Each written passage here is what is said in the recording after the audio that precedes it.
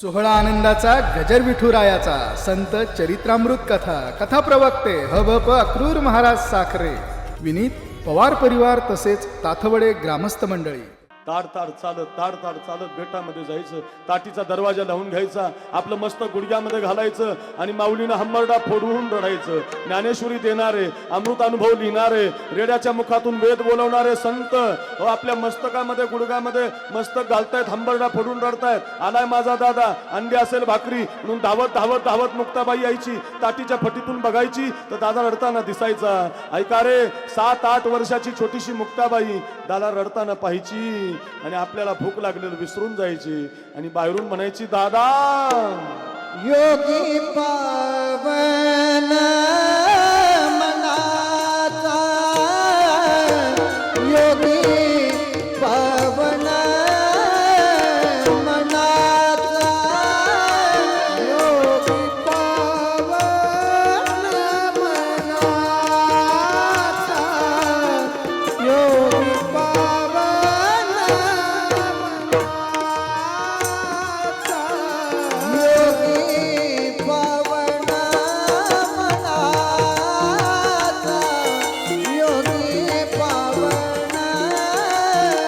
मनाचा, योगी पावन मनाचा, योगी पावन मनाचा, साहेब अपराध जनाचा. दादा दादा तुम्हाला योगी बनायचे का? दादा असं रडता येणार नाही का? योगी त्याला म्हणत नाही दादा, लोकांचे अपराध क्षमा करणारा योगी असतो दादा. या विश्वाचं दादा बनायचं, विश्वाचं माऊली पण घ्यायचं. एक दिवस हा समाज तुमचं दर्शन करेल, तुम्हाला पाहायला गर्दी होईल दादा. तुमच्या नावानं लोक जय जयकार करतील ना दादा. या बाहेर जीवदाताने चाविली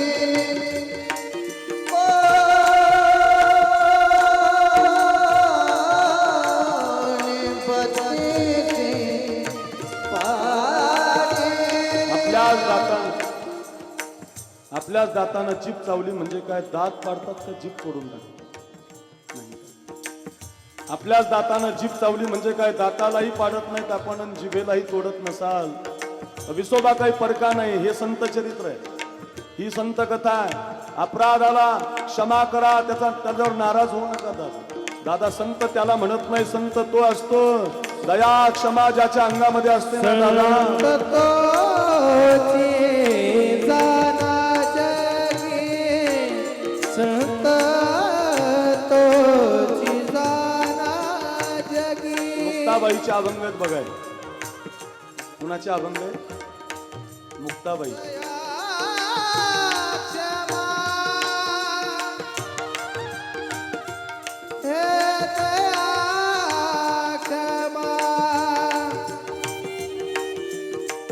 हे दया.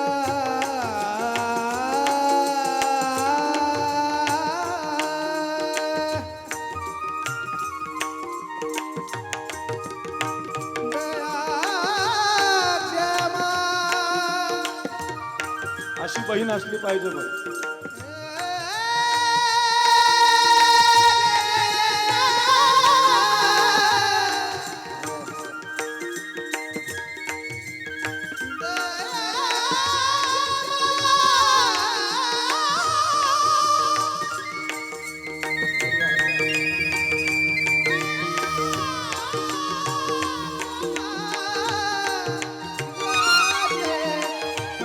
या दादा बाहेर या.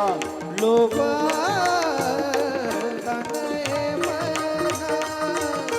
लोभ